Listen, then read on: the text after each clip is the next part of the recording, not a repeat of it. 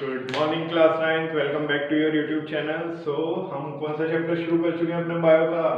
Right, fundamental unit of life, that is cell. Right, इससे पहले एक पार्ट हो चुका है, दैट इज इंट्रोडक्टरी पार्ट। अगर आपने अब तक वो पार्ट नहीं देखा है तो जल्दी से आके इसको कंप्लीट करो और उसके बाद किस पर आ जाओ, पार्ट 2 पे। So let us begin.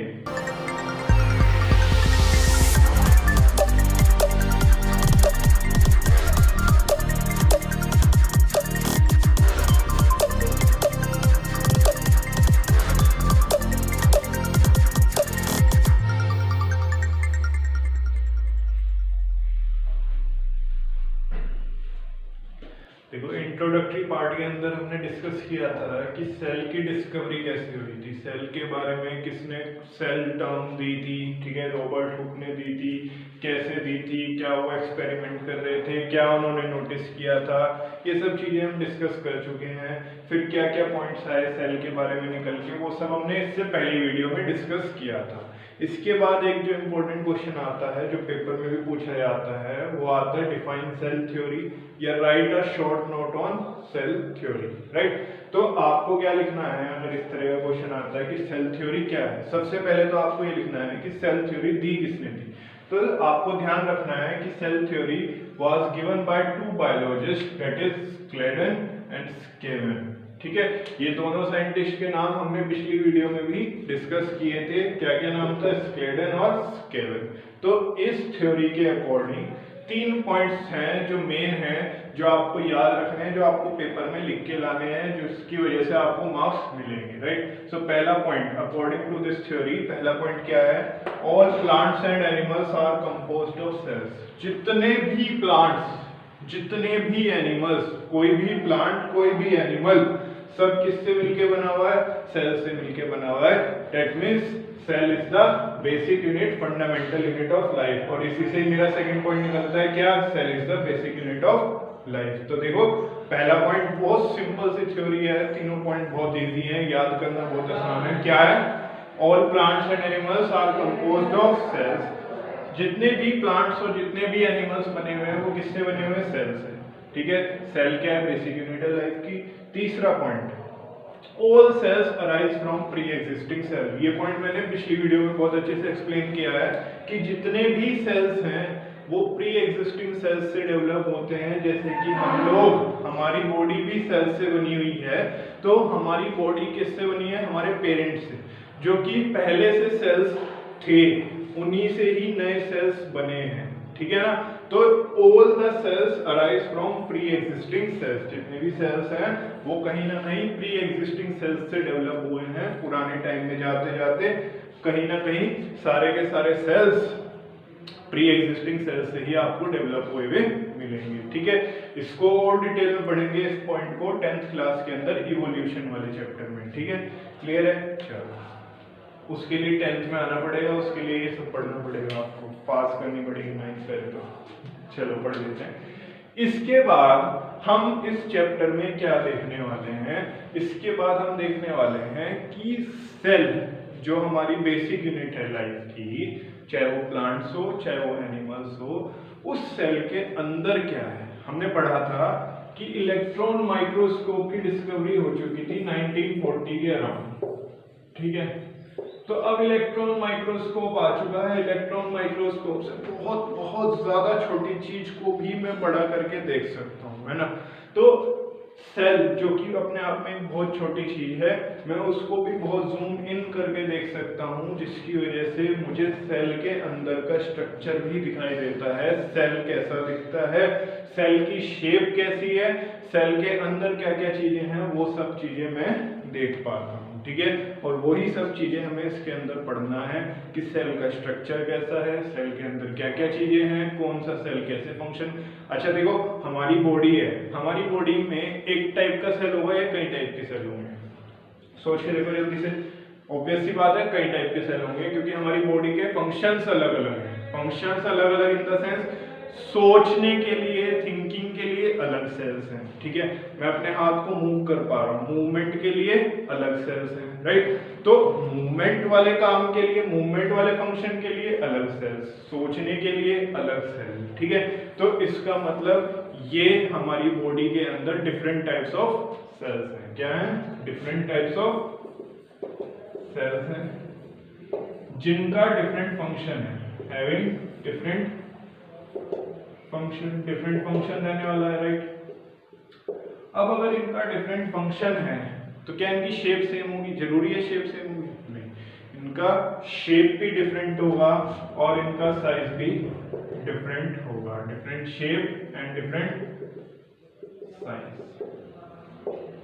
Right. तो इस चैप्टर के अंदर हम सेल्स को डिस्कस करने वाले हैं, लेकिन हम ये नहीं पढ़ेंगे कि कितने टाइप के सेल हैं। फिलहाल हम इस पे फोकस नहीं करेंगे इस चैप्टर के अंदर। मैं आपको ये नहीं बताऊंगा कितने टाइप के सेल हैं या ह्यूमन बॉडी में कौन कौन से टाइप के सेल हैं।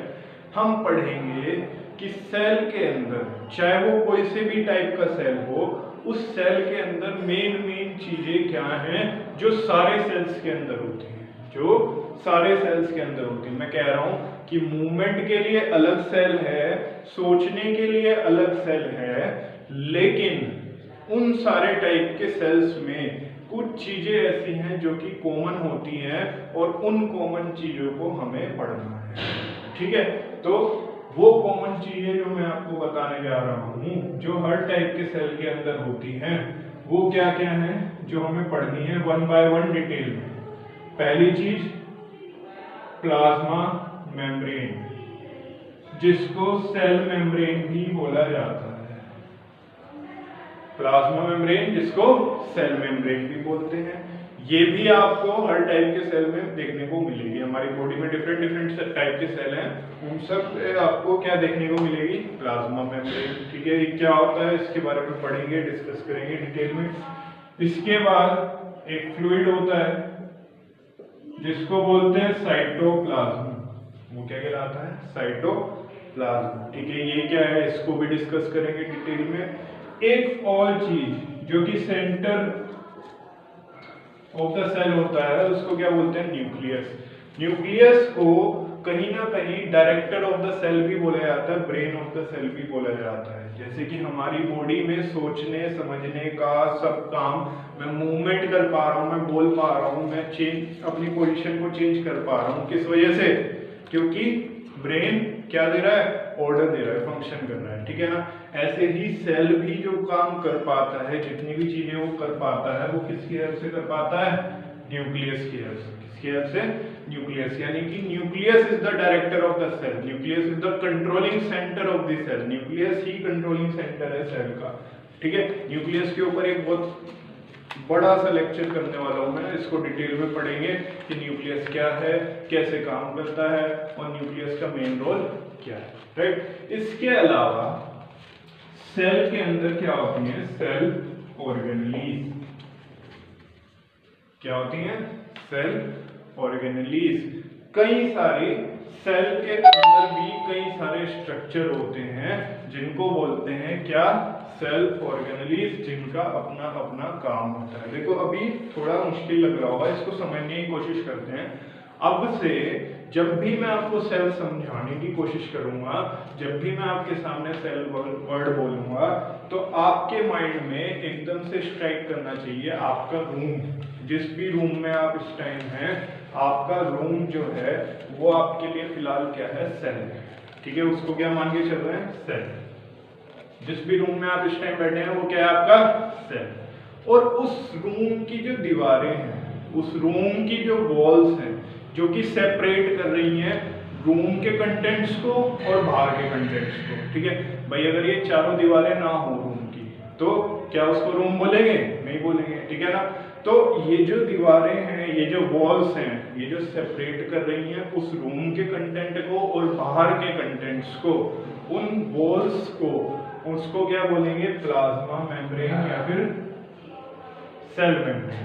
वो क्या कहलाएगी? प्लाज्मा मेम्ब्रेन या फिर सेल मेम्ब्रेन। मैंने क्या बताया आपको? मैंने बोला कि सेल क्या है? आपका ये रूम, जिस भी रूम में आप इस टाइम बैठे हैं, उसकी जो वॉल्स हैं, जो चारों तरफ की दीवारें हैं, जो कि रूम को सेपरेट करती हैं बाकी रूम्स के साथ, जो कि रूम के कंटेंट्स को सेपरेट करते हैं बाकी कंटेंट के साथ, ठीक है। वो दीवारें क्या हैं आपके लिए?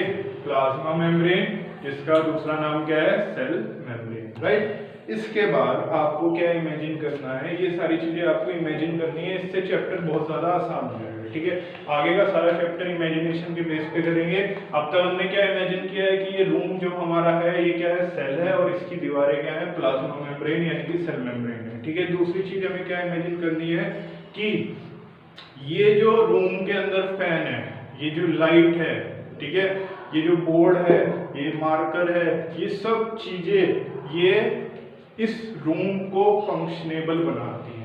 क्या बनाती है, फंक्शनेबल। देखो अगर मैं क्लास की बात करूं, स्कूल में जो आपकी क्लास होती है तो वहां पे आपके पास बोर्ड है, चौक है, डस्टर है, स्टूडेंट्स बैठे हुए हैं, चेयर है, टेबल है, टीचर है, ठीक है, फैन है, लाइट है, सब फैसिलिटीज अवेलेबल है, जिसकी वजह से वो क्लास फंक्शन कर पा रही है, उस क्लास में काम हो रहा है और वो रूम फंक्शन कर पा रहा है। ठीक है ना।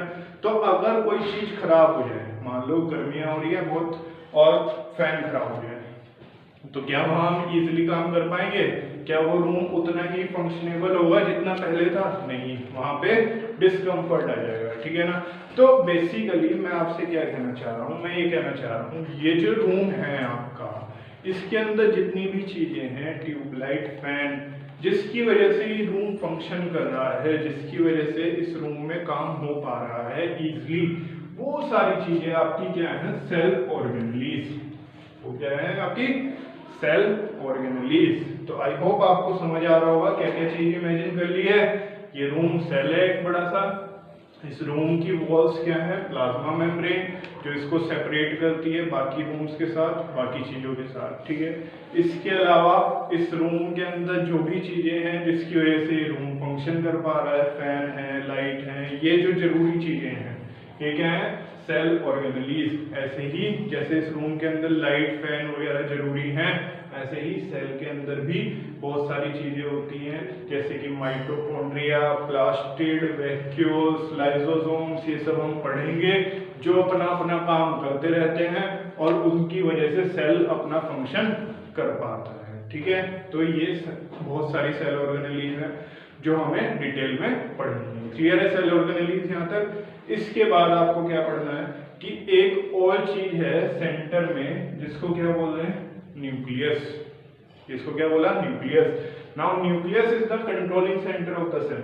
मैंने आपको पहले भी बताया न्यूक्लियस क्या है, कंट्रोलिंग सेंटर है, डायरेक्टर है सेल का, जो कि सारी चीजें, जो कि सेल के अंदर की सारी फंक्शनिंग को कंट्रोल करने वाला है। ठीक है, क्लियर है ये चीज। It is like the brain, it is like the CPU of the computer. Computer का जो सीपीयू होता है, जो उसका ब्रेन है, ऐसे ही सेल का ब्रेन कौन है, न्यूक्लियस है। क्लियर है यहाँ तक की चीज। इसके बाद एक जो चीज आपको और ज्यादा इमेजिन करनी है वो क्या है कि ये रूम तो पूरा सेल है, इसकी दीवारें तो प्लाज्मा मेम्ब्रेन है, इसके अंदर जो चीजें हैं वो सारी सेल ऑर्गेनेलीज हैं, लेकिन आपको ये इमेजिन करना है कि इस रूम में एयर नहीं है, इस रूम में एयर नहीं है, इस रूम के अंदर एक फ्लूइड भरा हुआ है और उस फ्लूइड को क्या बोलते हैं, साइटोप्लाज्म। उस फ्लूइड को क्या बोलते हैं, साइटोप्लाज्म। क्लियर है ये चीज। वो फ्लूइड क्या कहलाएगा, साइटोप्लाज्म। इस फ्लूइड के अंदर ना ये सारी चीजें ना तैर रही है, ये सारी सेल ऑर्गेनेलीज क्या कर रही है, फ्लोट कर रही है, फ्लोटिंग मोड पे है। किसके अंदर, इस फ्लूइड के अंदर। बस इतनी सी चीज आपको अलग करनी है, क्या कि इस रूम के अंदर जिसमें आप बैठे हुए हैं, एयर ना मान के आप क्या मानेंगे, एक फ्लूइड भरा हुआ है जिसका नाम क्या रखा हमने, साइटोप्लाज्म। क्लियर है।